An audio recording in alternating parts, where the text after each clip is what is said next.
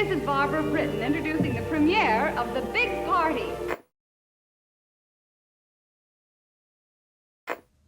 On the first day of February 1960, 4 black students walked into the local Woolworths at Greensboro, North Carolina. They bought a few items, then sat down to a lunch counter reserved for whites and asked to order a meal. The waitress said, "No, this is reserved for white people." That is how it had been since the turn of the 20th century, when Jim Crow segregation spread across the United States, especially the American South. Anyway, the students sat there until 5 p.m. when the store closed. They said they'd be back tomorrow. They came back the next day with 30 students. Then they came back a few days later with hundreds of students. Finally, things got so tense that the Woolworths closed down. The students started running around all over town demanding service of segregated stores. This movement seemed very new to journalists and other public observers, but in fact it had been in the works for quite a while. Through the 1950s, the United States was a deeply segregated, unequal society. I said, especially in the American South earlier, but not just in the American South. Las Vegas, Nevada in the 1950s was as racially segregated as any southern town. The 1950s saw the rise of a whole generation of new black entertainers. These included Lena Horne, Sammy Davis Jr., Louis Armstrong, Nat King Cole, among others. These performers often sang at all the big venues on the Las Vegas Strip, as it was called, but they could not stay at those same hotels. Segregation manifested itself most intensely in public schools. Around 40% of the nation's 28 million school children studied in legally segregated schools. Millions more attended classes in northern communities where housing patterns and school district lines created de facto segregation. Very few white Americans expressed much anxiety about this. As one writer later put it, segregation didn't restrict me in any way, so it was easy to accept things the way they were. In addition, the United States during the 1950s went through a long hiatus in which if you publicly talked about things like race, you got called a communist. And if you got called a communist, you could lose your job and your career and sometimes even wind up in jail. So let's talk about the 1950s first. Shortly after the Second World War, the alliance between the United States and the Soviet Union completely collapsed. Communist Joseph Stalin, leader of the USSR, rapidly took control of Eastern Europe. The remaining World War II allies took control of Western Europe and Japan. Within a very short amount of time, what became known as the Cold War set in around the world. It was called the Cold War because for the most part the US and the USSR rarely fired a shot directly at each other, but their allies faced off against each other in terrible wars, such as the Korean War of the early 1950s, in which the USSR backed North Korea and the United States backed South Korea. And they fought, and millions of Koreans died, alongside hundreds of thousands of Chinese and 30,000 American soldiers. Domestically, politicians quickly took advantage of this turn of events to claim that a veritable communist takeover of the USA, the United States, is at hand. In fact, there were spies, Russian spies, inside the United States. Your Eric Foner book notes Julius Rosenberg, an electrician who managed to send some crude notes about the atomic bomb to the USSR. He and his wife Ethel were executed as a result. There were other spies within the government. Attorney Alger Hiss, who was convicted of perjury before Congress, a British operative named Kim Philby, who penetrated the CIA and eventually fled to the USSR before he was discovered. But by the early 1950s, most of these people had either been caught or they had fled the United States or they had stopped cooperating with the USSR on their own for a variety of reasons. But politicians whooped up the issue, claiming that the USA was on the verge of folding to the commies. Perhaps the most famous person claiming this was a fellow named Robert Welch, who headed a then very well-known organization called the John Birch Society, which was very influential in California. And Welch famously declared that the President of the United States, Dwight Eisenhower, was, quote, a dedicated, conscious agent of the communist conspiracy. Now, This is important. We're talking about a guy who was the general for the Allies during World War II and who was the Republican president of the United States. A vast anti-communist hysteria spread across the USA. President Harry Truman, successor to Franklin Roosevelt, who died in 1945, instituted a loyalty program that allowed pretty much anyone in government to accuse anyone else of being a communist or a homosexual, which often resulted in their firing. Across the USA, state legislatures ran public hearings, subpoenaing people and asking them questions about their politics. Do you support unions? They would be asked. Do you support civil rights for people of color? Do you support cooperation with the Soviet Union? Do you support feminism? Have you ever been to a peace rally? Have you ever been to a folk song festival? Imagine being called in today with updated questions. Say, do you like that Eminem fellow? Have you ever taken a class with that UC Santa Cruz lecturer, Matthew Lasar? The politics of guilt by association spread across the whole country. In the House of Representatives, there was the House Committee on Un-American Activities. That's what it was called, a committee that investigated so-called un-American activities. And in the Senate, there was United States Senator Joseph McCarthy. Senator Joseph McCarthy started out as a Wisconsin civil court judge. He was known as the best judge in the state if you wanted to get a divorce. 2-Minute McCarthy, they called him. The joke was that the most frequently made comment in his court was, "That's it, we're finished." In 1946, he was elected to the Senate along with a wave of Republicans. But by 1950, McCarthy was getting nervous. He realized that he had no campaign platform for his 1952 reelection. And so he turned, like no one had ever turned before, to the issue of communism. In February of 1950, McCarthy appeared at a speaking event in Wheeling, West Virginia, and he announced that he had a list of 205 communists in the United States State Department. "I have here in my hand," I'm quoting from McCarthy, "I have here in my hand a list of 205, a list of names that were known to the Secretary of State as being members of the Communist Party and who, nevertheless, are still working and shaping the policy of the State Department." This number over a series of appearances evolved from 205 to 86 to 73 to 109 to 57 and eventually to 1.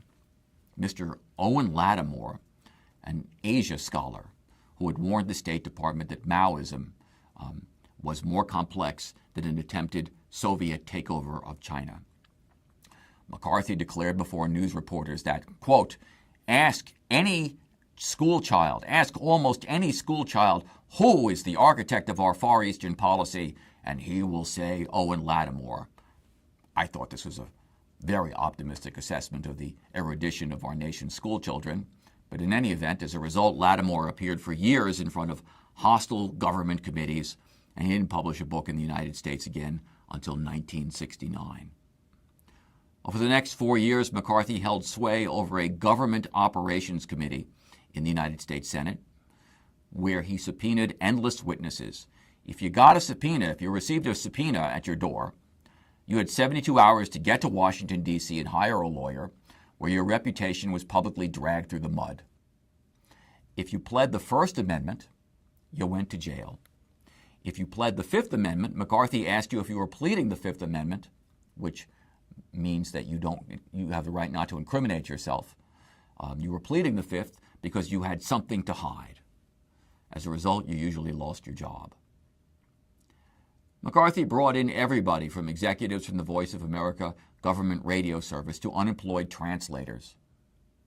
I don't really think McCarthy cared that much about communism. I think he saw it as a kind of a political meal ticket. At a dinner party in the spring of 1950, somebody asked McCarthy when he discovered communism. "Oh, about 2 months ago," he replied.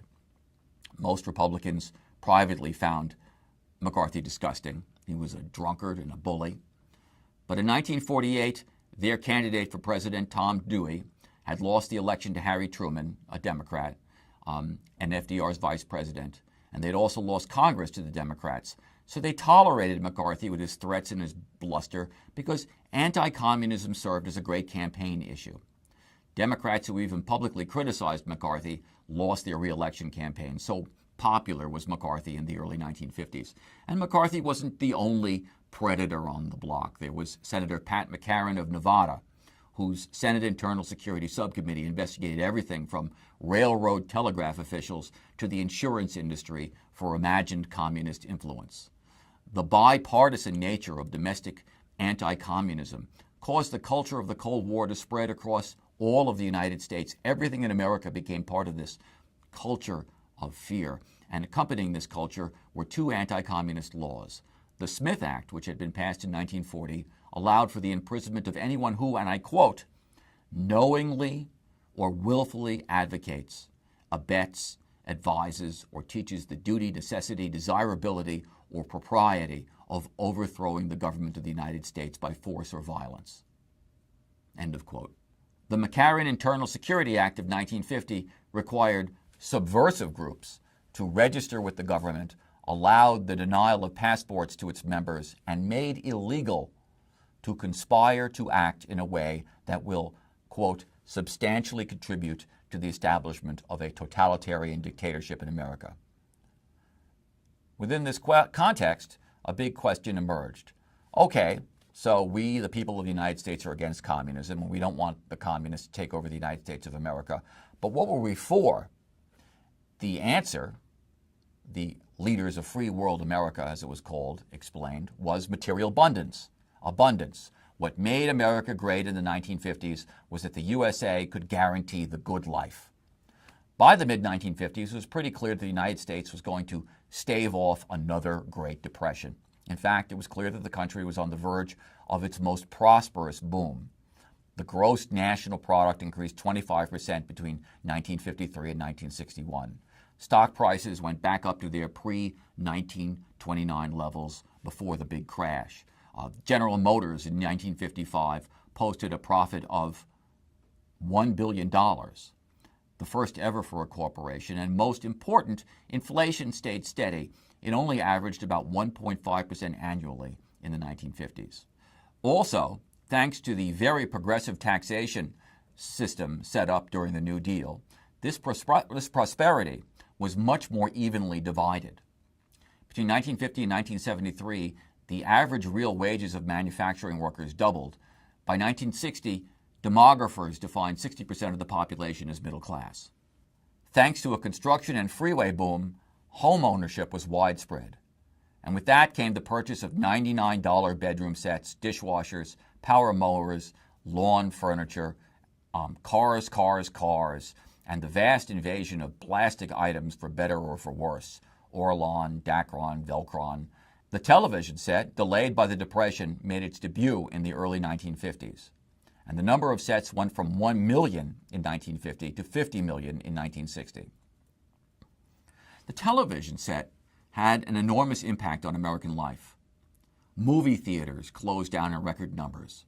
134 in Southern California, 64 in Chicago, 71 in East Massachusetts. B-movies faced a particularly serious crisis. B-movies were sort of second-rate flicks that filled up theater schedules. One despondent film distributor noted that, quote, you can't charge for mediocrity anymore when everybody can get it at home on TV for nothing. As major television events, such as some Senate hearings on crime took place, people noticed that at certain times the streets were now almost entirely deserted. Sales for magazines such as the Saturday Evening Post declined. Restaurant attendance declined. Bar attendance declined until bars started putting TV sets behind the counter. Amateur team sports declined. So did minor league sports, and attendance at major league stadiums declined. One sport did explode with the advent of television. Any guesses? Professional wrestling. The first sport really invented for television. Suddenly, beefy guys like Gorgeous George, Bruno Sammartino, and Chief Jay Strongbow became national heroes. As TV viewing increased in popularity, radio verged on collapse. Radio broadcasting networks earned $134 million from ad accounts in 1948. That dropped to $103 million by 1953. Meanwhile, revenue for TV advertising skyrocketed from $2.5 million to $172 million during the same period. In 1949, a reporter for a magazine called Look magazine summed up the prospects for radio. Radio is doomed. was the title of his article. In fact, radio wasn't doomed. Radio was saved by what? The transistor radio put in your car. And so radio became sort of the partner of drive time after the 1950s. With television advertising, hubby could be convinced to purchase the most unlikely things, especially to get the kids off his back, such as Trix, the world's first multicolored breakfast, or all-color refrigerators. Hello? Or that ultimate sign of prosperity, Mr. Potato Head. Mr. Potato Head could never have come out during the Great Depression. No working-class parent in the 1930s would have allowed their kid to dress up a potato with little plastic parts. Then came that little scrawny piece of heavily gendered plastic that arrived in 1959, Barbie. The beginning, 1959. The place, the New York Toy Show. The inventor, Ruth Handler, who had gone to West Germany and seen the Lily doll. Lily was based on the West German newspaper cartoon character in a tabloid called Bild Zeitung. Lily was a gold digger, always on the lookout for her next sugar daddy. She was bad, blonde ponytail, pouty lips, 2-inch high heels, and the doll was popular with girls and boys, especially taxi drivers. Handler brought Lily back to the United States and turned her from naughty to nice. The New York Toy Show apparently was not impressed, so she bought her own patent, went into production, and made business history. Barbie was a sensation beyond Handler's wildest dreams. It took her Mattel toy company several years to catch up with the overwhelming demand for Barbie, and then her little plastic friends, Ken, Midge, Skipper, and whoever came next. Barbie herself wasn't very expensive, $3 a Barbie. The way they sucked in your parents were the accessories. The party dresses, the prom gowns, Kem's tux, her split-level house, her Corvette, her pink telephone, her shoe closet, her shoes, her travel wardrobe. The next thing Dad knew, he was down for $100 or more, all to keep Barbie up in the manner to which she had grown accustomed. Barbie wasn't just a doll, she was a way of life. And that way of life was the defense of American values. Books came out like David Potter's People of Plenty, who argued that the American individualistic character had always been influenced by great wealth and a sense of abundance. Or economist Walter Whitman Rostow's The Stages of Economic Growth, in which Rostow argued that Americans had reached the ultimate stage of development, high mass consumption. Books that talked about poor people were now passé, old hat. When Life magazine published novelist Ernest Hemingway's 1952 book, The Old Man and the Sea, about an elderly Cuban fisherman who vainly attempts to bring in a huge fish, the Secretary of the Treasury of the USA was puzzled at the popular response, all the people who read it. He said, "Why would anybody be interested in some old man who was a failure and never amounted to anything anyway?" Nothing illustrated the apex of Cold War American values than the so-called kitchen debate between Vice President Richard Nixon and Soviet Premier Nikita Khrushchev in 1959.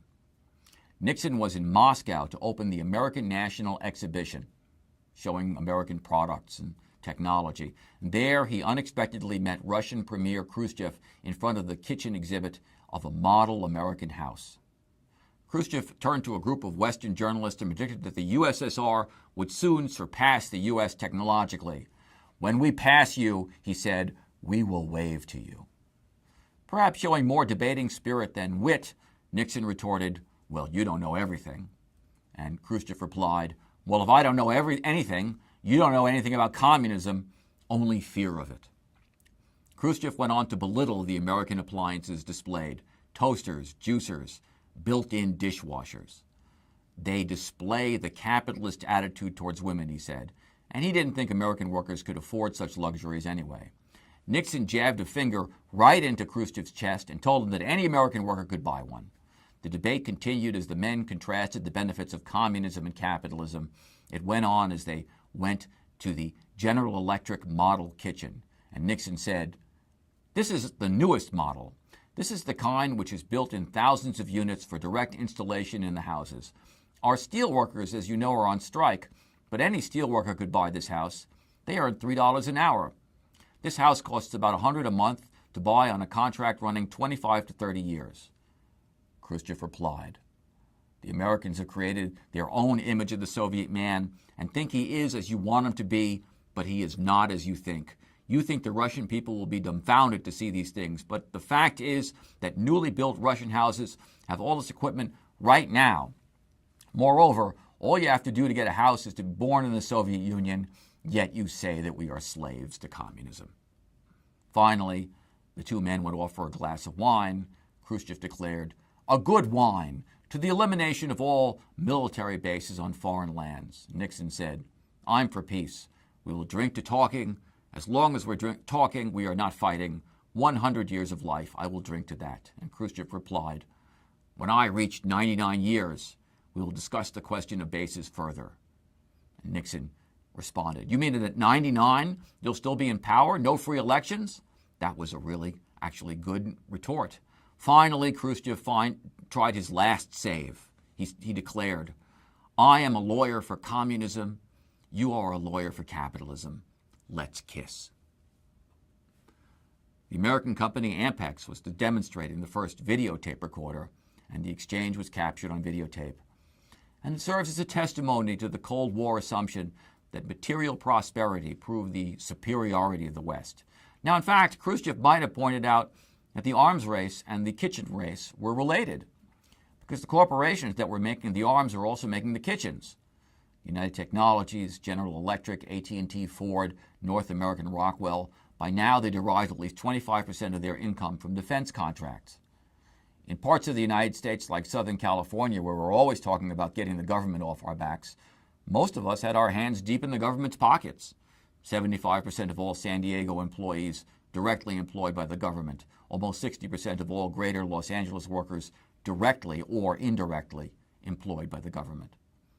And so the gospel of technology also became part and parcel of American values as more and more of the nation's top universities shifted their purpose away from teaching and towards federally funded research.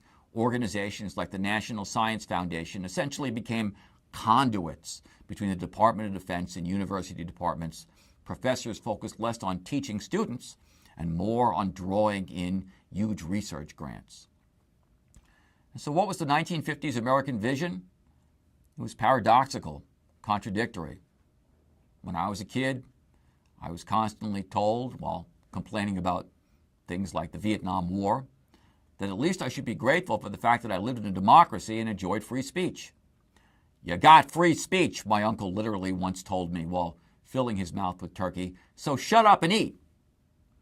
The existence of democracy in 1950s culture was not a call for action, but justification for grateful obedience and silence. And what was the proof of the validity of this system? What was the proof of the pudding? Barbie, Mr. Potato Head tricks, a new car every other year, and a kitchen made by the same corporations that made B-52 bombers. Nothing succeeds like success. Winning isn't everything, it's the only thing. Diamonds are a girl's best friend. This was the ideological credo of the Cold War era, and it held sway for a while. And then Joe McCarthy went too far. And ironically, the thing that helped bring him down was the onset of television. In the early 1950s, Joe McCarthy bullied and browbeat the press. The case of the columnist and radio commentator Drew Pearson illustrates this point. One of the great heroes of the 1950s, Drew Pearson repeatedly criticized Joe McCarthy and members of the House Committee on Un-American Activities throughout the late 40s and early 50s. In 1948, Pearson exposed the fact that House Committee for Un-American Activities Chair J. Parnell Thomas was putting his friends on the congressional payroll. They did no work, just collected a salary. These exposés led to the arrest and conviction of Thomas, who was then sent to the same prison where various leftists he had sent to jail were incarcerated. Almost immediately after Joseph McCarthy began his campaign, Pearson began calling him a fraud, publishing articles revealing that McCarthy had practically no evidence to support his allegations of communist influence in the State Department. In response, McCarthy called Pearson a communist sympathizer. He called for a patriotic boycott of Pearson's radio show, and as a result, an important hat company withdrew as Pearson's radio sponsor. Although he was able to make a series of short-term arrangements, Pearson was never able again to find a permanent sponsor. 12 newspapers canceled their contract with Pearson. Almost no other reporters defended Pearson from McCarthy's claims. Senator McCarthy, by 1954, had become so supremely confident that he was willing to go after just about anyone, including the United States Army, who he investigated, and he came up with a dentist with leftist affiliations. But by now, the imperative to punish the Democrats and liberals with the taint of communism had become less urgent. Republican Eisenhower had been elected President of the United States in 1952, and the Republican-Democratic tally in Congress had become more balanced. Having taken the White House, Eisenhower set the Republican Party on a more moderate course. To appease the right wing of his party, the corporate wing that had never liked the New Deal, Eisenhower appointed Charles Wilson, the former head of General Motors, who famously declared that, quote, what is good for the country is good for General Motors and vice versa. And of course, Eisenhower promised that he would scale back domestic spending, something that politicians always say. But Eisenhower also realized that getting rid of the New Deal would be a disaster. At a press conference, he warned that, and I quote, should any political party attempt to abolish Social Security, unemployment insurance, and eliminate labor laws and farm programs, you would not hear of that party again in our political history. And so under Eisenhower, Social Security expanded to agricultural workers, and Eisenhower presided over the largest public works program in United States history, a public works program that in fact overshadowed anything created by the New Deal, including the Tennessee Valley Authority. It was a 41,000-mile interstate highway system that linked millions of Americans from the cities to this new place that they lived called the suburbs. When the war ended, millions of GIs, millions of American soldiers, returned, and the housing situation in the USA got much worse. Looking at the situation was a man named William Levitt, who specialized in building residential housing for all the new Army bases that were built during the Second World War in the USA. Levitt had turned the art of building a house into a science. There were 27 different steps, he figured, and so he organized 27 different teams of workers to deal with each step of building a house. So after the war, Levitt took out an option on 1,000 acres of farmland near Hempstead, Long Island, and he started building nice little houses modeled on his Army houses. The first Levitt house could not have been simpler. It had 4.5 rooms and was designed with a young family in mind. The lots were 60 by 100 feet. It sold for $7,990. Later, he made a somewhat bigger model for $9,500, and he sold mostly to veterans. And being a modest man, I'm just kidding, he called his creation Levittown. And he put out an ad in the New York Times in 1949, and it said, "This is Levittown, all yours for $58 a month. You're a lucky fellow, Mr. Veteran. Uncle Sam and the world's largest builder have made it possible for you to live in a charming house in a delightful community without having to pay for them with your eye teeth." This was because lots of American soldiers now are getting the GI Bill, which gave home loans and guarantees for home loans to American veterans. A couple of days after the ad, he opened his sales office, Levitt did, and 1,400 home buying contracts were drawn in one day. Pretty soon, 17,000 houses were up. 82,000 people lived in Levittown. Levitt built one swimming pool for every 1,000 houses. The community built 5 schools and started engaging in the activities that resulted in these schools filling up with children. Levittown was the start of a massive migration to the cities, starting in 1950 and continuing for the next 30 years. 18 of the nation's 25 top cities lost population. The suburbs gained 60 million people. Oh, you know what? I think you said migration to the cities, but you meant migration from the cities. Whoops. Thank you. Sorry.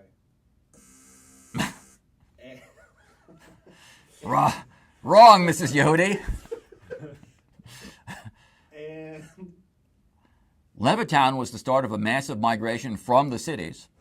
Starting in 1950 and continuing for the next 30 years, 18 of the nation's 25 top cities lost population. The suburbs gained 60 million people. 83% of the nation's growth took place in the suburbs. By 1970, more people lived in the suburbs than lived in the cities. The troubling part of this story is that the overwhelming majority of those migrants were white.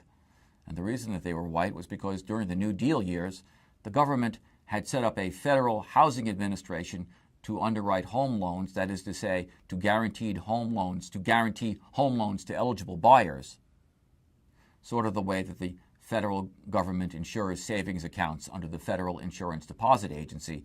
But the Federal Housing Administration, which oversaw the loans, came under enormous pressure to practice racial discrimination in giving out those guarantees. Nearly all municipalities, north and south, insisted that housing built or financially aided by the federal government be racially segregated. So the FHA, the Federal Housing Authority, practiced what is called redlining, declaring minority neighborhoods ineligible for mortgage guarantees. In some cases, the presence of a single non-white family led the agency to declare an entire block off limits to federal mortgage insurance. An early FHA mortgage insurance manual declared that, and I quote, "Natural or artificially established barriers will prove effective in protecting a neighborhood and the locations within it from adverse influences. Usually the protection against adverse influences afforded by these means includes prevention of the infiltration of business and industrial uses, lower class occupancy, and inharmonious racial groups." End of quote. The result was that the overwhelming majority of FHA loan guarantees in the 1940s and 50s went to white families and did not go to non-white families. This created a new, vast social space called the white suburbs. Eisenhower's interstate highway system was basically a New Deal program for those suburbs. And of course, it also subsidized the auto industry, the construction industry, and suburban builders.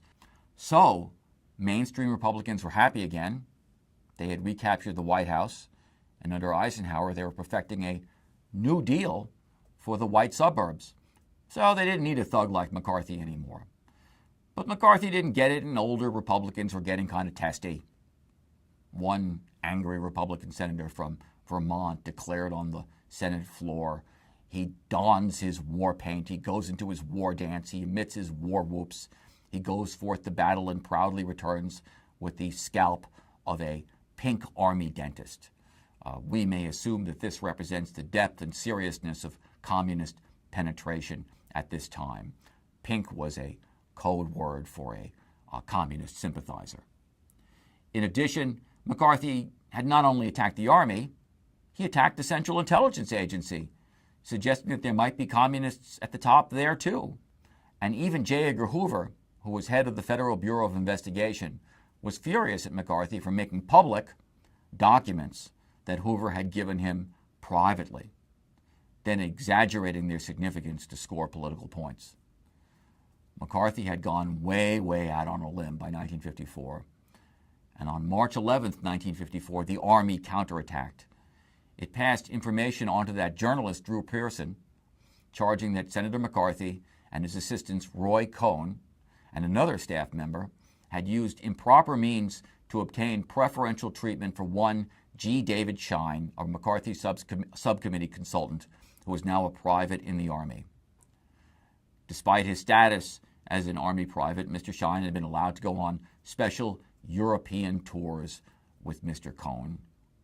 And some of these had gone on for weeks, and they'd been more like vacations than anything else. Now, we know, in retrospect, that Roy Cohn was gay. McCarthy didn't care about that, just like he didn't care about communism, not really. But he did care about his political future, and he shot back with no less than 46 charges against the Army, among them that the Army was trying to stop the exposure of communists at Fort Monmouth, and the Schein charge was just a way to deflect from this alleged fact. And so confident was Mr. McCarthy that he was about to defeat the Army, that his subcommittee decided to hold national televised hearings on the matter. And shortly after 10 a.m., April 22nd, 1954, the red lights of television cameras went on in the Senate caucus room, and McCarthy's Government Operations Committee started the proceedings. Senators declared that everything would be handled very fairly, and for 36 days and more than 200 million words, the hearings went on. People endlessly watched, and they saw two things. First, they saw that Cohn and Schein were obviously kind of attached to each other, and they also saw that Joe McCarthy was a bastard. He seized the floor from opponents by physical force, shouting, "Point of order, point of order, point of order," until the opponent gave way. He flung smears at others and accused them of smearing. Eisenhower began to publicly question the point of the hearings and began wondering if McCarthy had, quote, set himself above the laws of the land. And McCarthy responded by talking once again of, quote, the evidence of treason that has been growing over the past 20, and then he paused and added darkly, 21 years, a year added to more fully include Eisenhower's term in the Democratic Roosevelt administration. The hearings ground on. It looked like it was becoming a stalemate. It looked like it was clear that the Army had tried to stop an investigation, and Schein had been given some preferential treatment. So it was kind of a draw. But McCarthy didn't know anything about draws, and so he kept dragging it on until he met his match, the Army's Chief of Staff, Mr. Joseph Welch. A droll, good-natured Republican attorney, Welch had a talent for offering a devastating comeback in the most deadpan fashion. At one point, Welch was asking McCarthy subcommittee employee James Juliana why he cropped a photograph of Schein so it wouldn't reveal the presence of several other men. Why not show the whole picture? I wasn't asked for it, Juliana replied. Welch asked, you were asked for something different from the thing that hung on Schein's wall? Juliana replied, I never knew what hung on Schein's wall. Well, Welch continued, holding up the picture, do you think this came from a pixie? Where do you think the picture I hold in my hand came from? I had no idea, Juliana replied. McCarthy suddenly interrupted. Will counsel for my benefit define, I think he might be an expert on this, what a pixie is? Welch's face was beatific. He had the face of a man who was about to throw down a straight flush. Yes, I should say, Mr. Senator, that a pixie is a close relative of a fairy. Shall I proceed, sir? Have I enlightened you? So this was obviously, the fairy reference was obviously a reference to Roy Cohn, and the spectators roared. So there's this whole subtext now going on national television, and it can only be acknowledged via a kind of homophobic coded language. By now, Welch had earned McCarthy's hatred, and he was looking for a way to strike back. And he thought he had it that day when Welch was cross-examining Cohn. May I add my small voice, sir, he said, and say that whenever you know about a subversive or a communist or a spy, please hurry and tell us? Welch sincerely declared, will you remember those words? And so McCarthy broke in. Well, in view of Mr. Welch's request that the information be given at once, I think we should tell him that he has in his law firm a young fellow named Fred Fisher, whom he recommended incidentally to do work on this committee, who has been for a number of years been a member of an organization which was named, years and years ago, as the legal bulwark of the Communist Party. Senator McCarthy was grinning broadly now, pausing only to lick his lips and savor his words. He continued, I don't think you have any conception of the danger of the Communist Party. I don't think that you yourself would ever knowingly aid the communist cause. I think you are unknowingly aiding it when you try to burlesque, that is, make fun of this hearing in which we are trying to bring out the facts. Welch stared at McCarthy with a look of astonishment. His face was full of anger.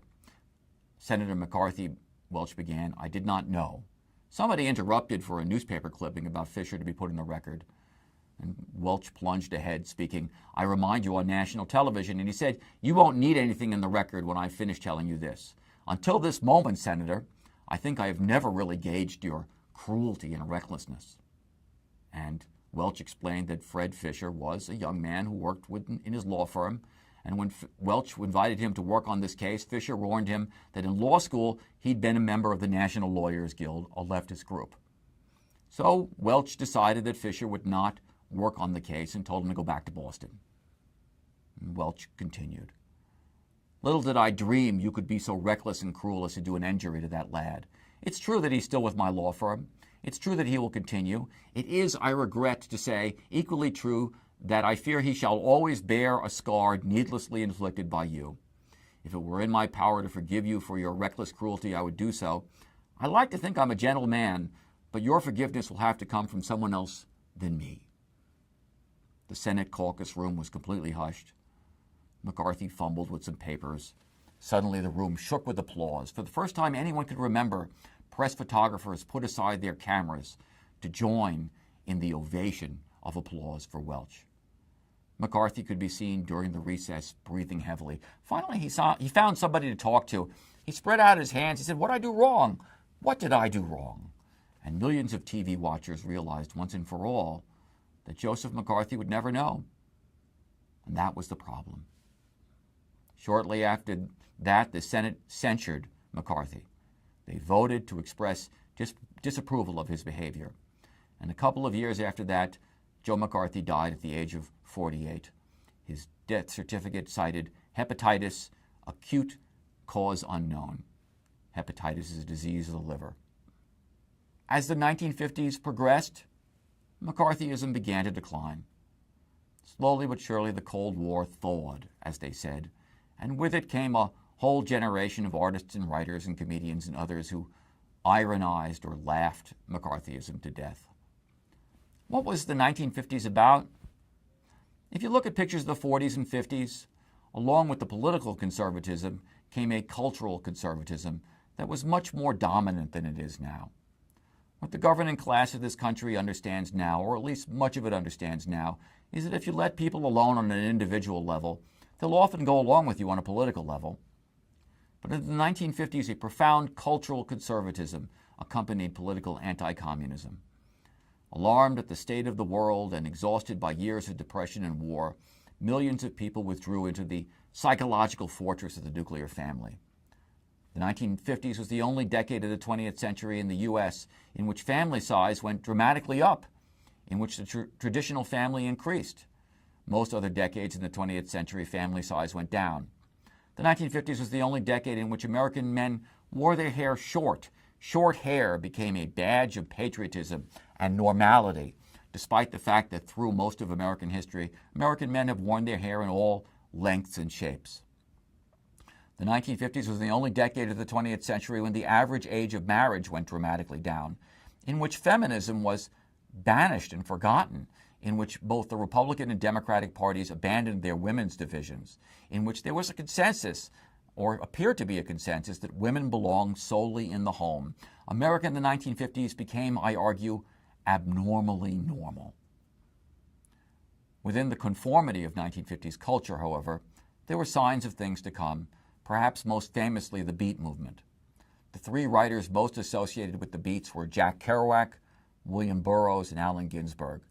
Ginsberg came from an old socialist family in Paterson, New Jersey, and at Columbia University he had established friendships with two other writers, William Burroughs and Jack Kerouac, the latter whom Ginsberg had a lifelong crush on. Howl, his famous poem Howl, was dedicated to Carl Solomon, an inmate at a psychiatric hospital in upstate New York, with whom Ginsberg had conversations when he went to visit his mother, who was often institutionalized. Howl is probably the most popular poem, or was for a while the most popular poem of the post-World War II era.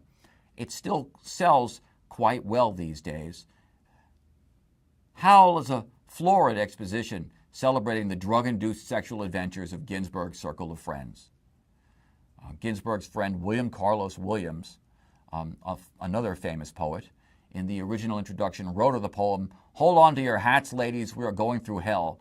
But Ginsberg wasn't really describing hell. He was describing the efforts of he and his friends to transcend the era of Cold War conformity. Let me read to you a little bit from the poem.